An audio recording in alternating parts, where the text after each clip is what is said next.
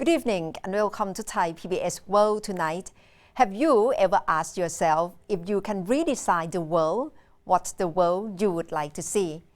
Probably this is the right timing during COVID-19 that we can think of the world as a better place which is more environmentally friendly and more sustainable.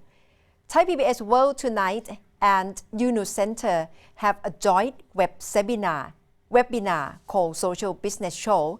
It's an engaging discussion on the world after COVID-19.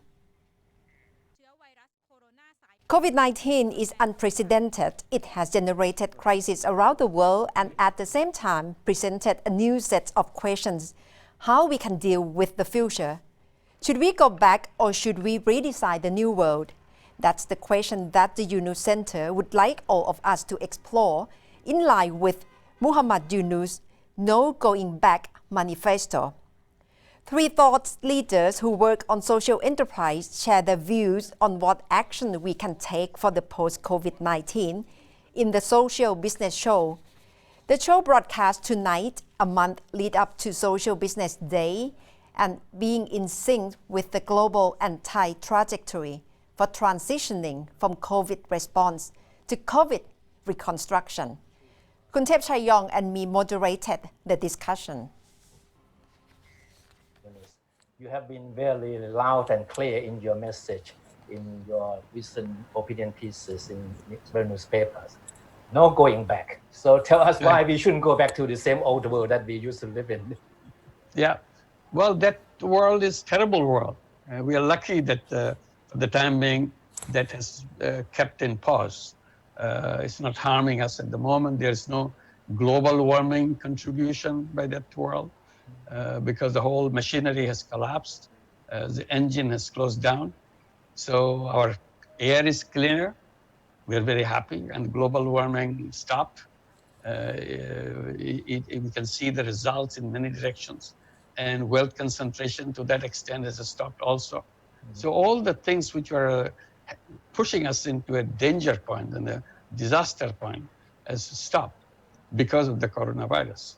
And now the question is, when the coronavirus is over, when the pandemic is over, should we go back to that point? And my answer is, no way. This will be suicidal. Why should we go and commit suicide? We are at the suicide, we don't want to go to the stage where we destroy ourselves. That's the point we are in. So our point is how to redesign the system so that we don't have to go back ever, not just for this time, ever we don't go back. In the meantime, we create a completely new world with the world that we always dreamt about, of sharing, of caring, and being together in a peaceful way, and so on. And I give the example of a city, a big city, suddenly hit by an earthquake, and a huge earthquake. Everything collapsed. Nothing in the city now stands. Now the citizens of the city who survived will be asking the question, should we reconstruct this city? And if we do, how should we do it? Should we take the old blueprints and build the city as it was? Mm-hmm. Or we'll build a city that it should be, now that we got a chance to redesign it in the way we feel comfortable with the city. So this is a choice now. And this is exactly the same situation with coronavirus gave us. It's a mega opportunity. No going back, that's the main message from Professor Yunus. What about you, Mr. Bright? How do you see, is this the only way to go after post-coronavirus? Yeah, Professor Yunus just made it very clear. When I'm looking back, we had a meeting on the 9th of February 2020, where we discussed in a huge range about the loss of biodiversity. 70% of insects are gone. It was a big shock. We saw that the forest all over Europe is heavily attacked. We have 10 rivers in the world who pollute 80% of plastic. The 9th of February 2020 was a shock for all of us. Now what we have is we have a common experience together. We have one opponent together. Now we have a common interest. We have an experience together. It hits us really hard.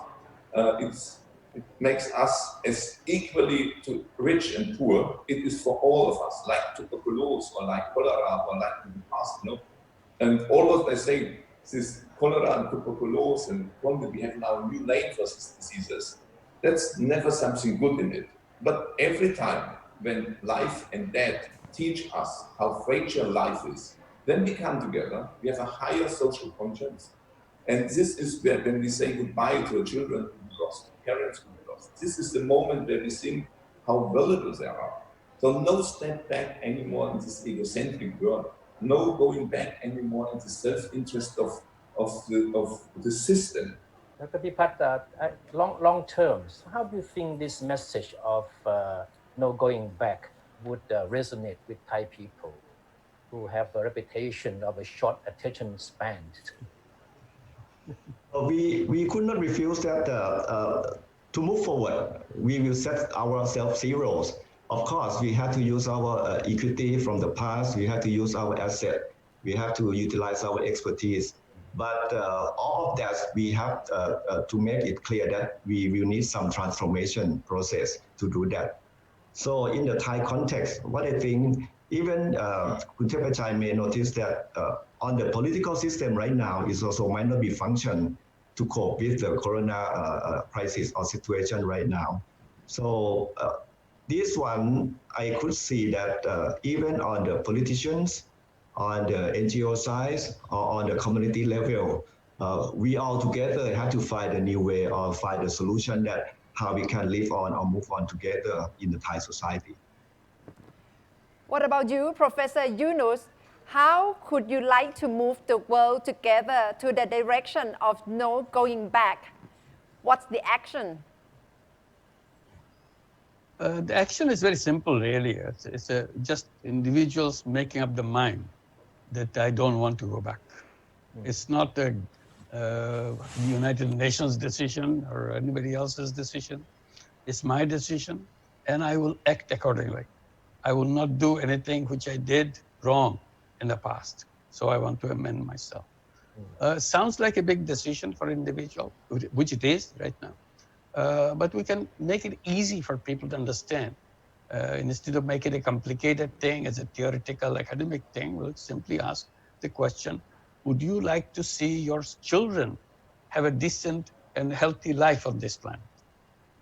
If you do, then you have to make sure the world doesn't become warmer and warmer. Because today we are 1.5 degrees Celsius warm. Tomorrow it will be 2 degrees Celsius warm. And there is no, after that, there is no more point of return. We cannot go back and reduce it anymore. So up to now, we have still a chance to reduce the global warming. But after we exceed 2 degrees Celsius, we have no chance. So no matter what you do, you cannot do that. We are coming very close to the 2 degrees Celsius. We have to do something about it, just to protect your own family. Like you are trying to protect your family from coronavirus, you have to protect yourself also from the global warming for your sake. It's your family, not somebody else's family, it's your children. If your children don't have a chance, your grandchildren have absolutely no chance right from the beginning. So this is the opportunity we got that we can make it happen. Today for coronavirus, we are wearing all the masks, protecting ourselves that we do not pass on the infection or we don't receive the infection. Those masks will not be useful in global warming. We don't know how to protect ourselves from global warming. There is no protective mechanism. There is no medicine for global warming. Today we are talking about vaccine for coronavirus. This gives us some consolation, some relaxation that sometime probably it gives a hope that someday we'll have a corona vaccine and it will be available and I'll take it, my children will take it, my family will take it, and we'll protect ourselves from the coronavirus. But global warming doesn't have a vaccine. Global warming will come and just destroy.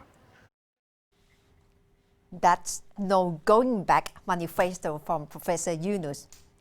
And during the time of crisis, the role of the country's leader is even crucial than before, especially on communication. It can stop people from panicking, but on the other hand, it can escalate the situation.